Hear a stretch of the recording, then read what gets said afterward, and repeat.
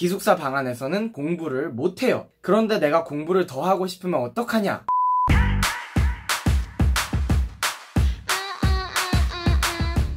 유하! 안녕하세요. 공부하는 황승의 황승입니다. 지난 1탄 생활편에 이어 2탄 기숙사편을 가지고 왔는데요. 2탄 기숙사편 바로 시작합니다. 두둥탁!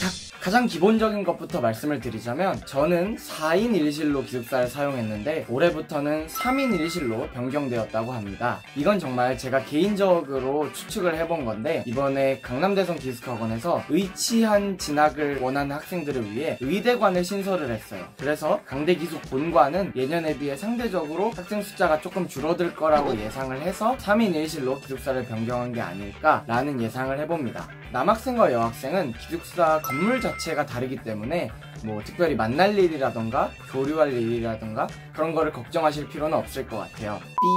지금부터는 기숙사 방의 구조를 설명해 드리겠습니다. 먼저 지금 나오는 사진을 보시면 2층 침대 1개와 그냥 일반 침대 1개로 이루어진 것을 볼 수 있으실 텐데요. 저 때는 2층 침대 2개로 이루어져 있었다면 3인 1실로 바뀌면서 침대 구조가 이렇게 변화가 된 것 같아요. 그 다음 사진 가운데에 보이는 이 서랍장 같은 거는 2층 침대 2개일 때 계단으로 이용되던 수납장이었습니다. 이 안에 간단하게 뭐 놓아둘 시계, 안경 이런 걸 놔둬도 되고 스킨 로션 정도 놔두고 사용했고요. 2층에서 잠을 자는 학생들은 이걸 밟고 올라가서 취침을 하기도 했습니다. 그 다음 이 수납장 뒤편으로 커튼과 햇빛이 보이실 텐데요. 여기에 조그만한 창문이 있습니다. 기숙사 방에 유일하게 존재하는 창문인데요. 방에서 환기가 꽤 중요하기 때문에 이 창문을 꼭 아침에 열어두고 나갔던 기억이 있어요. 그 다음 방의 특별한 구조는 세면대 하나가 밖에 아예 따로 나와 있습니다. 양치나 간단한 손 씻기 정도는 이 세면대를 이용해서 많이 했고요. 그 다음 그 세면대 오른쪽을 기준으로는 샤워실이 있습니다. 샤워 부스 하나와 또 다른 세면대가 있는데 4명이 한 명씩 씻다 보면 시간이 오래 걸릴 수가 있어서 한 명은 샤워 부스에서 씻고 한 명은 그 앞에 세면대에서 씻기도 하고 이런 식으로 조금이라도 시간을 줄여보려고 노력을 했던 것 같아요. 샤워 시설은 정말 좋습니다. 수압도 되게 빵빵하게 나오고 뜨거운 물도 엄청 잘 나와서 여기서 샤워할 때는 전혀 문제가 없었던 것 같아요. 그 다음 이 샤워실을 기준으로 바로 반대편에 화장실이 있습니다. 거기는 딱 변기 하나만 놓여져 있어서 볼일 해결하는 거 말고는 특별히 다른 용도로 이용되진 않는데 이곳은 소등이 되지 않는다는 점이 특징입니다. 뭐 새벽에 화장실을 갈 일이 생겼을 때도 불을 켜고 들어갈 수 있어야 하기 때문이겠죠? 공부하는 황승.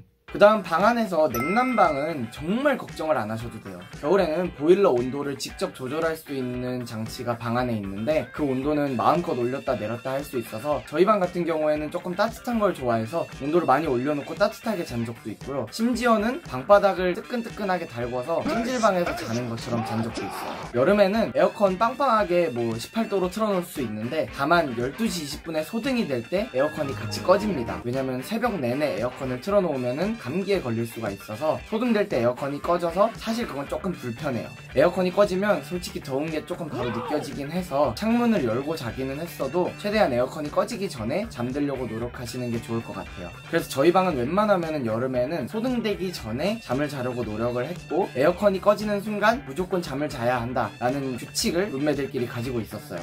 기숙사에 처음 짐을 싸가실 때 침구류 개인적으로 가져가셔야 합니다. 샤워할 때 이용하실 세면도구 각자 챙겨가셔야 합니다. 근데 화장실에서 이제 볼일 볼 때 사용할 두루마리 휴지는 학원 측에서 매일 아침마다 제공을 해줬어요. 여유분으로 한 2개까지 놔주시니까요. 휴지 양을 가지고 걱정하실 필요는 특별히 없을 것 같습니다.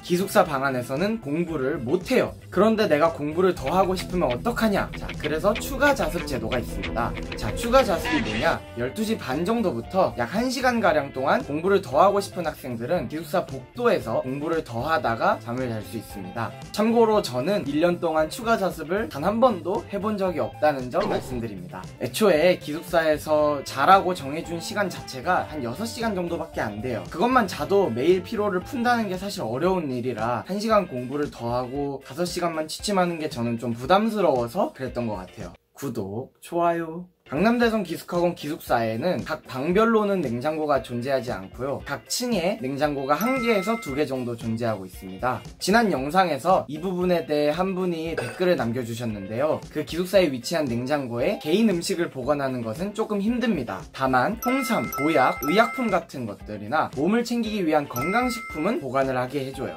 저 같은 경우에는 오미자 원액을 워낙 좋아했기 때문에 오미자 원액을 냉장고에 넣어두고 아침마다 타먹거나 하긴 해요. 했습니다. 간단한 녹차 티백, 커피가루, 아이스티 티백 요 정도는 교실에 사물함에 놔둔다거나 이런 식으로 이용을 하시면 될 것 같아요. 여기서 재밌었던 점은 여름에는 그 냉장고 냉동실에 미리 전날 밤에 얼음을 얼려놔요. 그 다음 아침에 기숙사에서 나갈 때 얼음을 보온병 같은 데에 챙겨가서 먹으면은 하루 종일 시원한 물을 계속 마실 수 있다는 장점이 있죠.